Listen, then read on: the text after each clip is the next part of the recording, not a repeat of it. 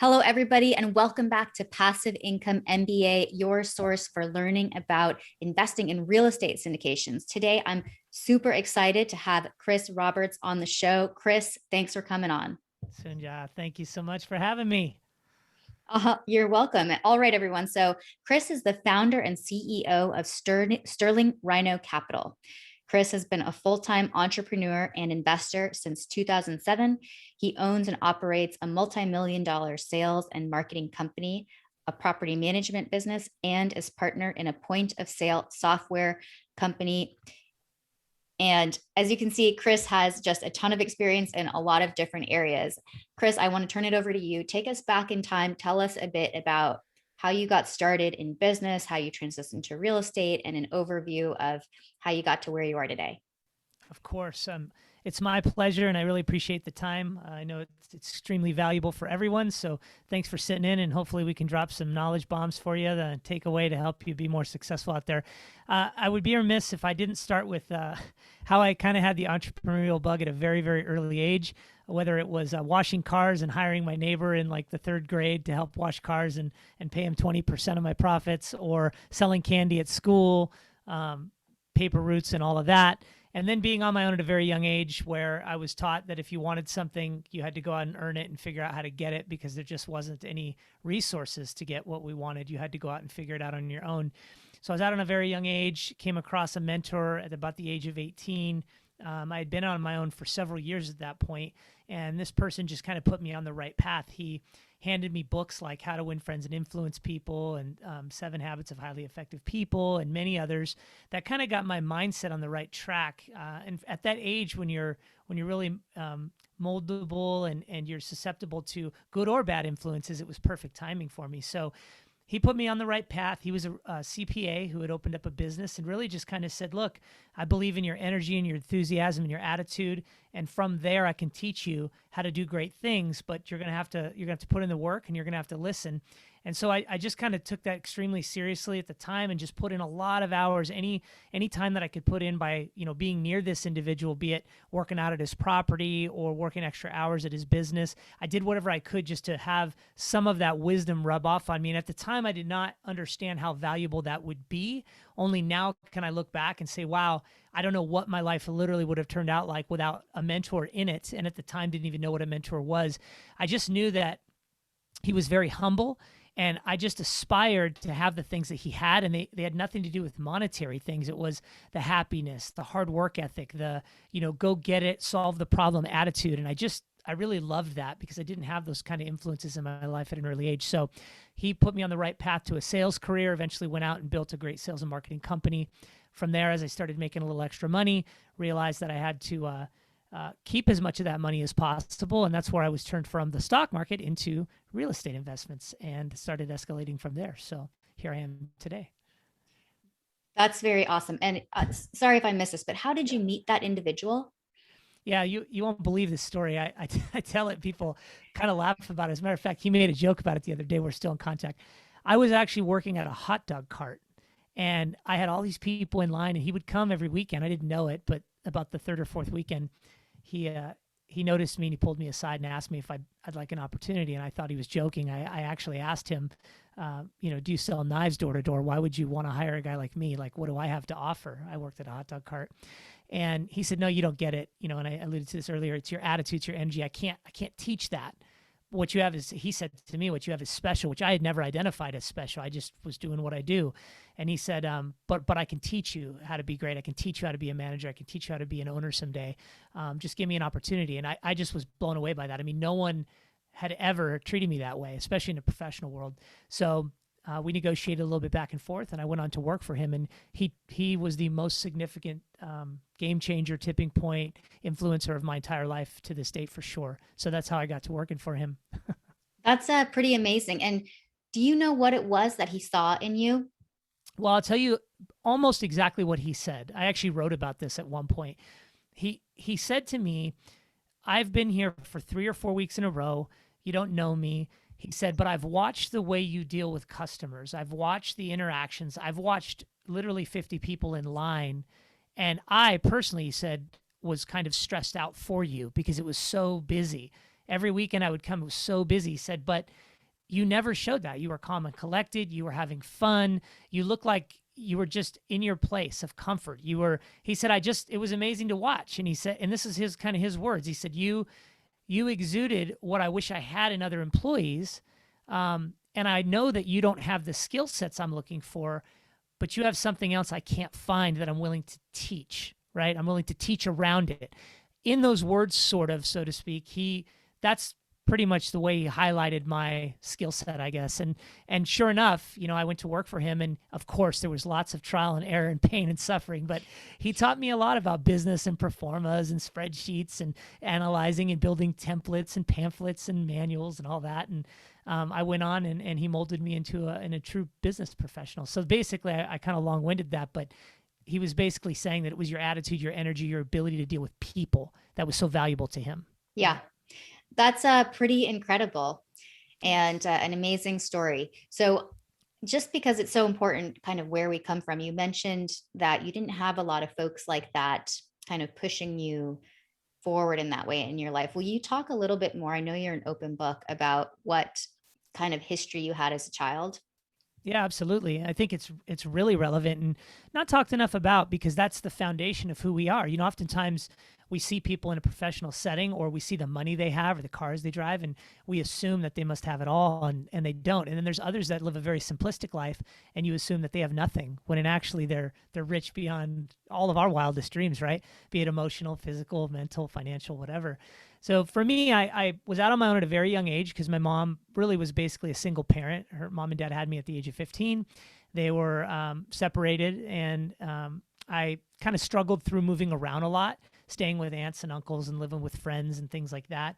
I was jumped by, rough groups of kids several times as a kid, and just really was having a hard time building confidence to figure out who I was. And fortunately, she actually moved us out of Southern California to Southern Oregon at about the age of 15. I moved out on my own about 6 months later when she went back to California. I just made the choice to try to figure out how to do it on my own.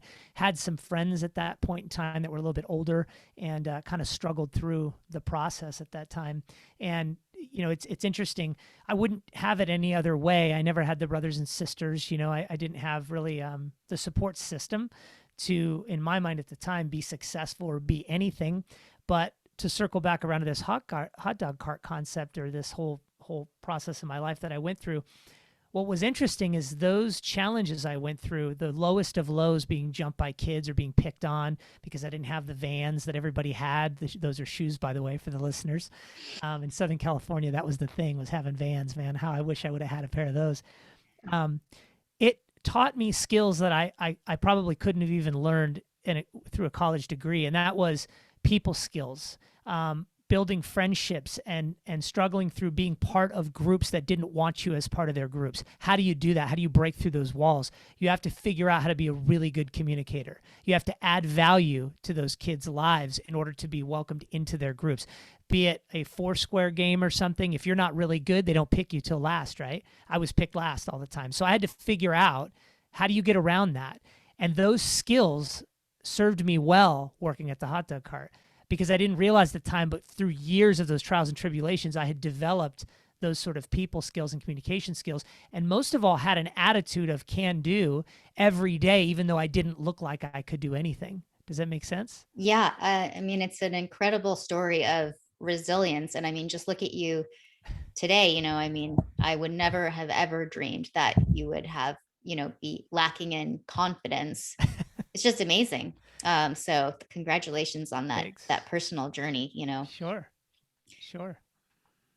So you started a sales and marketing career, and I know you mentioned that you wanted to figure out how to keep more of that, and that was one of the reasons why you turned to real estate. Can you speak more to that idea and why it is you turned to real estate?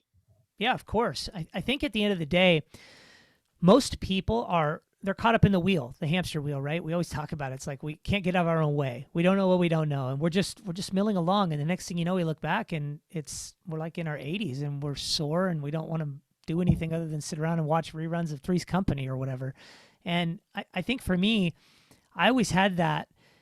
And again, this comes from that young age of struggle, but I always had that attitude of, I've got to outwork everyone around me so that nobody can come up and take my job, right? If I outwork, out hustle, out grind, no one will be able to catch me and take what I've earned, what's mine. I had that at a young age, that hustle, that grit, if you will, right? Even at the hot dog cart, I worked 6 days a week. I mean, tips, I'm making 50, $60 a day. Like I was making more money than anyone I knew. And I worked at a hot dog cart. It was funny. So I think at the end of the day, when you have that mindset and that, that, I guess, grit and hustle in you, you'll figure out how to get through anything. So as I'm building this sales career, I start making a little money. I try to keep up with the Joneses. I buy a couple nice watches and the nice cars. And then I quickly realized that those things didn't fulfill me and they cost me a lot of money, and got rid of all of them very quickly. And then started talking to a friend of mine who had a good CPA. And he said, how much are you paying in taxes? And I'm starting to see you make this money. So I started investing in the stock market, and I realized, well, I'm still paying the tax man X amount of dollars. So I happened to have another dinner with a different friend maybe a year later, and this is just moving along. And he says, you got to be in rental properties. And I said, oh, rental property, no, stock market. And so he and I break out these napkins around this conversation. And lo and behold, after you have these cost segregation studies or even just regular depreciation, and you're investing and you're writing off these expenses and you're using this cash flow, especially if you're an independent contractor like I was at the time, where I had additional incomes that I could offset my losses against those additional incomes because I'm not a W-2 employee. There was just huge benefit of keeping more of that capital versus, spending money on things that don't make you money. They cost you money, right? Like depreciating assets like cars and watches and things, versus investing in something that appreciates and kicks out cash flow that you can offset the income on, which means basically you're keeping more of your money. There's one more little parallel to that I'd like to mention is, oftentimes I remember this, especially when I first started coming up in the world. I would look at people that had landscapers, right, or housekeepers or whatever, or drivers for that matter. And I would say, oh, look at those wealthy people. They look at what they do. And I had no idea why they did it. Now I know the reason they do it is because they make $350 an hour, and it makes no sense for them to do landscaping at $15 an hour, right? It's the same thing. Keep more of your money. They're out producing $350 an hour, right, while they pay someone else to produce $10 an hour. And that makes sense. So I think it's just understanding your environment and your model and just saying, hey, how hard do I want to work? John Dumas said the other day on a podcast, I was working till the middle of June, and I was paying taxes all the way through June. And then I finally started making money. And that's ridiculous, right? Nobody wants to do that. Yeah. Yeah. I think you explained that really well. And it sounds like your sales and marketing company was incredibly successful. So how big did it, I'm just curious, like how big did it get? How many employees did it have? Well, what's great about the sales and marketing industry is by and large, it's the single individual, the primary, I guess, CEO, vice president, whoever it is, that's driving the vehicle. For me, it was about growing the account base and then hiring people to help manage those accounts. So let's say, for example, I pick up a line of product and it's zero, but the product is incredible. The problem is that company can't get in with 30, 40, 50, 60 accounts in the environment that they want to be in. Let's pick a territory like Washington State. Well, how do they do that? They get there through an influential sales rep or sales and marketing company. And then that person actually can get their foot in the door to present those products. Well, if you can get your clients to bring those products on, it's very likely that if you have a good relationship, you follow through and do your job, that they're going to want to do more business with you, even if you bring in other products. And that's how I started to build my career out. So we picked up multiple lines. We started developing volume. I mean, we took one line of product from zero to 12.5 million in just 4 years, right? And can you just give an example of like what a product might be? Yeah, let's use furniture. Okay. So let's say you're representing a furniture line and you go out and you sell a sofa. Well, you get a commission for that. Okay. It's like a retail salesperson. They sell a sofa, they get a commission for that. The difference is here is the volume is escalated by the scale of retailers you bring on and the product, how many products they carry and how much they sell those products, right? For example, you can make a commission off selling one item, but if you can sell one item and then someone else can sell 20 items for you off that one item, you just made a commission on 20 items, not one item. It's kind of the Amazon effect, right? Selling online and things like that. So you're increasing your velocity of income and lowering your overhead. So it doesn't require a huge team to sell these products. It requires good relationships and high velocity, right? The lifetime value of a customer. That's what this is all about. And we just duplicated that over time. And then on a total side note, I picked up a lot of marketing lines. I literally sold at one point more cable TV spots than the local cable rep had sold. It was like 95,000 spots because I was a representative that had the relationships with the retailers. Pretty amazing. So Yes. if I understand it correctly, you're taking the profits from your sales and marketing company and putting that into real estate investments to sort of take advantage of the tax benefits. Is that correct? Absolutely. Yeah, absolutely. Because you can't stop your primary source of income and being taxed on it. You have to find shelters for that money. So you're either investing them in stocks or you're investing them in real estate. Those are the two primary investments, or at least were anyways. And any way that you can do that and keep reinvesting while you take advantage of the depreciation or expenses associated, you can take those write-offs and pay less taxes. Awesome. So why do you think you had this grit and sort of entrepreneurship from an early age? Can you attribute that to anything? Well, you know what's interesting is, and I actually talked to people a lot about the concept of, how do you build success? What does success look like? It's so different for everybody. And for me, at an early age, and the reason why was I looked at some people that had success and it was given to them. I just observed things because I was out on my own. So while everyone was, going to their senior proms or whatever, going to college, I was working 3 jobs. That's just, so I was observant. I was working around a lot of people, busy people, business people. And I just observed that some people had things handed to them, others didn't. Some people had college degrees, others didn't. But the one common denominator was the people that had stuff, they put in the work. And that wasn't a hard thing to do. You just had to show up, right? And so at an early age, I realized, gosh, if I could just put in the work and just continue to show up, eventually I'll learn more stuff and I'll get more efficient and better at this putting in the work thing. And then hopefully I'll get paid for that. The original thought was if I work 16 hours, I get twice the income of 8 hours, right? But what I didn't realize is that more opportunities like the hot dog cart thing would gravitate towards me because of the work ethic and the attitude.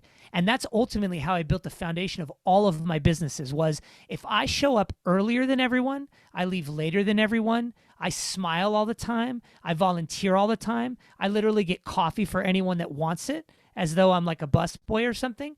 Eventually everyone will like me so much that they'll just want to be around and do business with me. That was kind of my early thought process when I saw other people doing similar things in different ways. And then I watched the majority of people that just didn't want to put that work in. They didn't want to do the extra. And they made their few dollars an hour and they went home and they watched reruns of TV shows, and that just wasn't me. So Yeah, definitely super inspiring. So, Chris, I know you've done a lot of work building teams. What would you say are some of the greatest lessons or things you want to share with the listeners about how to build teams? teams are so important. And it actually took me a long time to realize how important. And here's what I mean by that. If you're an entrepreneur or you're a hustler or a go-getter or someone that aspires to be a business owner or whatever, it's natural to want to do it all yourself because you're the only one in your head. You're the one who has the idea. You're the one who knows where you want to go. But you'll quickly realize that it doesn't matter how good you are. Every successful CEO, every Richard Brunson and Bill Gates and whoever had other people around them. It could have been a significant other, right? It could have been a family member. It could have been a president, vice president, team, whatever. And you have to quickly identify as soon as possible what you really, really love to do, but also what you're good at. Passion is part of it, right? Because if you're good at it, likely you like it. Like I'm good at it, I practice it, I do it a lot. And then start surrounding yourself with people that will fill those puzzle pieces around your business model you're trying to execute. So let's just use multifamily, for example. If I want to build a multifamily asset, there is a ton of work that goes into that. I think people underestimate that. Number one being raising capital for those assets, right? Number two being asset management and actually running the process. So you have to figure out if I'm the spreadsheet person, I got to learn that really, learn that. I love it. And I'm going to do it right and do it well all the time. And then I'm going to find that person who really likes asset management or has people skills and wants to deal with the investor relations stuff. And then we are all going to educate each other. We're going to share books. We're going to mastermind. We're going to think tank and do all that. And that's the beginning of building a good team. But don't go it alone, even if it's one other person, because if anything, they're going to be your equalizer. They're going to tell you when something is stupid or doesn't make sense, and you need to be mature enough to absorb that and take that constructive criticism and grow from it. Yeah, for sure. That's such important advice. And it's hard, I think, to really wrap your mind around that when you're getting started. It can be, but it's so important to remember to have teammates that complement each other. And I love that. So tell us a little bit about managing properties during COVID. I know you had some assets that you were purchasing and working on bringing up the NOI. Tell us how that went. Yeah. Wow. COVID. What a challenge, man. I mean, you just can't even imagine our lifetime something like that would happen. What's interesting is there was a lot of fear mongering out there going on during the COVID implementation. Like, oh, COVID's coming, and what are we going to do? How are we going to buy assets? And I had been negotiating a deal before COVID that took 11 months to close, and we closed during COVID. And then we had a few other assets we closed. The primary challenges were securing good debt. The reserves went way up, and then price points. A lot of people pulled off the market. There was very limited inventory. You had tenant freeze rent restrictions, right? So you can't evict anyone, which also included in some cases utilities. I had single family assets in the state of Washington that your property is secured by the utilities. So if the tenants didn't pay the utilities, it's on the landlord, right? So you had utility freezes as well in some counties. All these challenges, but like I've done most of my life, I said, there's got to be an opportunity in this mess. There's got to be a way. We fought through, we followed our numbers, we negotiated a little harder, took a little more time, and we found some assets. As we got those under the umbrella, we realized there was going to be significant challenges with evictions and things like that. But we realized that human nature told us that while there are several people that are going to take advantage of this eviction moratorium, the ones that we really wanted to get out of our assets when we took them over during COVID didn't want any trouble. And they were going to leave as long as we articulated the right way and we put the right systems in. And so being a property management person, because I manage my own individual assets with a property management company, we knew how to craft those documents, right? How to put the right pressure on the people that we knew we needed to get out of there, be it, let's say, a drug dealer or somebody that's causing trouble. The ones that wanted to stay were forthcoming and said, hey, I can't pay. I want to work with you. And we said, great, we'll work with you. Pay 50, 100, do what you can do. Because we knew most of those people were getting assistance in some way, shape, or form and wanted to make it right. So we applied the right amount of pressure. We were fortunate that probably 90% of the people on one particular asset that we wanted to get out, there was about 12 of them. There was another maybe 4 that really were just people that couldn't pay. Those 12 over about a 3-month period pretty much left on their own. We literally only filed one eviction that we lost in court. I think it was in December. And it was because our attorney dropped the ball on some of their paperwork. We actually would have won it because there was a notice to vacate. It had nothing to do with eviction for payment. And so more of a technicality, if you will, right? Other than that, we had a little bit of bad debt. But for the most part, we had underwritten that when we were going into closing, and we knew that was going to be there. So we wiped it out. And today we are way outperforming pro forma on that particular asset, even with all the challenges.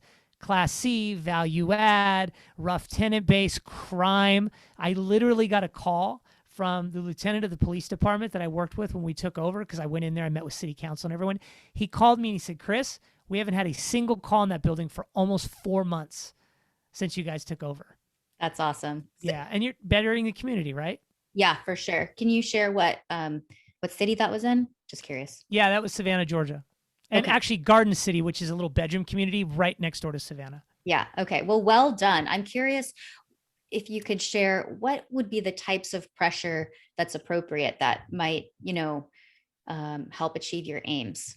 Yeah, that is a great question, because obviously there's laws and rules, and these are human beings, and we always put the human beings first. We have to make profit and all that, but I'm a firm believer, as people have treated me in the past, I've been a renter, that if you take care of people, you work with them, that they want to genuinely stay and pay and have a roof over their head, right? Nobody wants to move and be going through struggles and have this pressure on them like a collection agency. So what we did is we crafted a few documents that were very well worded. We were fortunate that we had month-to-month leases, which gave us a little more flexibility when we took over. Most people acquire assets in their 6-month, 9-month, 12-month. These were all month-to-month leases, which meant in our case, we could file a notice to vacate if somebody had not signed a new lease when we took over because they were month to month. Mhm. And if they didn't come in and they didn't comply, then we could file actually an eviction because they didn't come in and sign a new lease. Even if they weren't paying, they still had to come and sign a new lease because their lease was up every 30 days. Does that Mhm. make sense? Yeah. So we were fortunate that literally 6 to 8 people that were troublemakers, they left because they thought we have to go. They actually didn't have to go. They just needed to sign a new 12-month lease and work out something with us. Mhm. But they didn't know that, right? Yeah, for sure. So the troublemakers left just by attrition, I guess. There were a few other tenants where they weren't paying, but they wouldn't communicate, so we didn't know.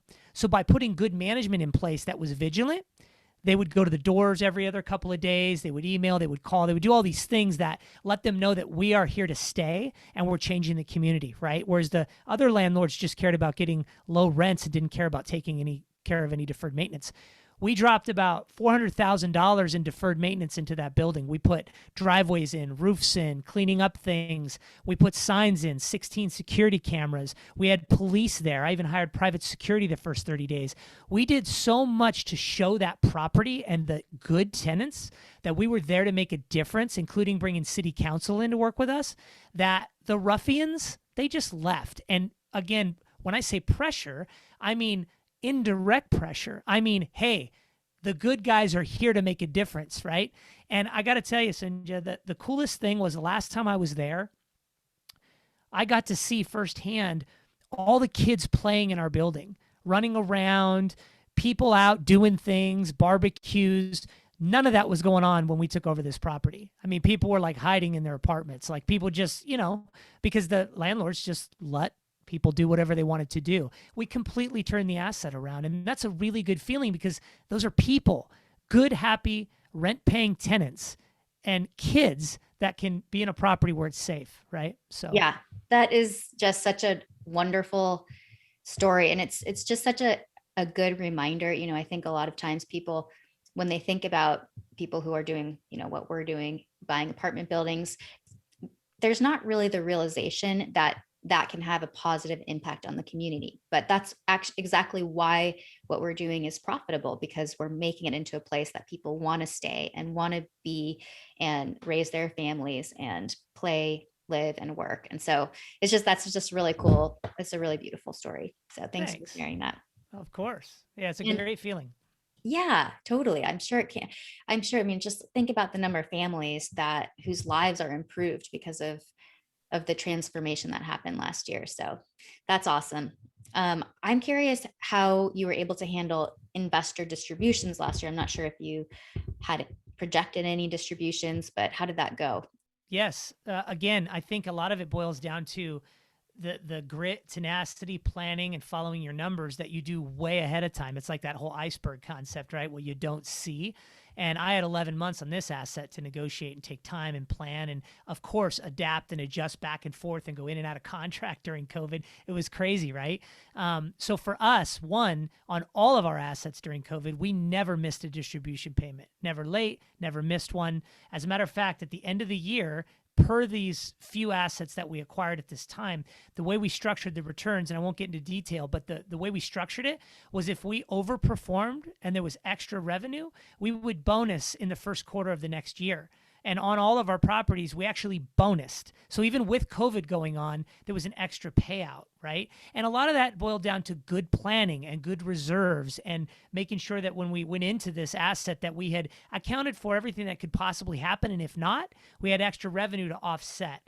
And so that's, the COVID process was a little scary. We were a little nervous with the bad debt and all of that, but it really didn't affect us much at all. And a lot of counterparts I've talked to, were in the same position. It affected them maybe for a month or two, kind of, and then it came back and they were fine. And now with inflation and rents going up, it's probably going to offset most of that loss. So Interesting. That's That's really great to hear how you handled that. And how did you negotiate with this? I'm just curious, like if there's anything you can share about what kind of worked when you were negotiating this particular building when you were purchasing it, because obviously, like, COVID happened, and how did that go? Yeah, I think, Sunjay, we're gonna have to schedule about 4 more podcasts for that one. But I will give you a couple of little nuggets. I actually did a YouTube video on this one. So one thing we did was we put what we called basically a COVID clause in there, and it basically and I hadn't heard of anyone doing this before. Not that they haven't, but I'd never heard of it. We put in a clause that said if you have X amount of late or vacancies, late payments or vacancies past a certain amount, we get a certain amount of money for each one of those, right? And in this case, because we thought the seller being a private seller after the brokers and the relationship kind of fell apart a little bit, they were still involved, by the way. Brokers got paid and all that, but they just kind of threw their hands up at one point because it took so long and the seller was just really, really difficult. Original owner operator, 35-year-old building. It was really difficult. Seller was in her 80s. Her son's trying to help. It was crazy. But basically, we put a clause in there that at the end of the sale, we actually maximized that clause. They had to give us an additional $25,000 at the very end, right? So I'm glad we did that. Mhm. There were other things like damages and issues. There happened to be a little fire that occurred during the purchase of the property, and so we negotiated, with that. And then Wow. he didn't want to drop the price, and it was just one unit that was damaged. It was only like a little HVAC. Child put something in there. It didn't burn anything else. It was actually pretty minor. But he didn't want to negotiate, so he didn't know the costs of everything. And so I was able to leverage my experience and understanding construction cost to negotiate 2 additional roof replacements, which was about $14,000 in trade for 320 GFCI installs that the lender was requiring. And those installs were only like $8,000. But he didn't know all the differences in cost. And because he tried to pressure me and pulled back on something he said he would do, he literally told me to my face, yes, I lied to you and I'm not going to do what I told you I was going to do. He said that right in the office. And I was pretty shocked, but I guess it's like, well, that's just, I guess, what I'm dealing with here. Then I quickly adjusted and negotiated the roofs versus the GFCIs, and we actually netted an extra, I think it was $6,000. So he thought he was pulling one over, but he didn't know anything about all the costs. And if he Mhm. would have just been honest with me and said, you know what, I'll do what I said I was going to do, he would have paid for the GFCIs, which was like 8,000, and we would have walked away. But I Yeah. was fortunate in the way that at that time, the timing was such that my verbal judo worked well, and he didn't know enough about it, and we ended up, making a deal, and we and the investors benefited. Let's put it that way. Yeah. Well, that is fascinating. And I'm sure we could talk for hours more about all of the negotiations and just everything about, how this property is working. But we're going to have to close for today, but we'll have you on again soon. Chris, I'd like to shine a spotlight on you, tell the listeners how they can get a hold of you and anything else you'd like to share. Oh, that's great. I appreciate it. Well, first of all, we are Sterling Rhino Capital, and we are an investment company that goes out and buys, assets, real estate, new construction, multifamily, things of that sort. We love trying to help people retire early through that concept of passive cash flow and investing. We give a lot of free information away. So even if you're just an aspiring syndicator and want to learn a little bit more, check us out on YouTube at Sterling Rhino Capital. We've got, I think, 60 videos on there now. And I've got a book where I donate all the profits to charity. We fed, I think, almost 300,000 people now, and it's called You've Earned It, How I Refused Anything Less Than Success, and You Can Too. I will tell you, it's not a real estate book. It's more a book about my life and building businesses and maybe a little real estate story here and there. But the cool thing is that every dollar that we make goes straight to charity. And as a result, we've fed enough people to fill 4 football stadiums, which is unbelievable. So that's a little bit about me. Please reach out. We love helping people. We give a ton of content away. If there's anything else I can ever do for any of you, I'm here to help. And thank you so much, Sunja. Awesome. Thanks so much, Chris. We'll see you next time.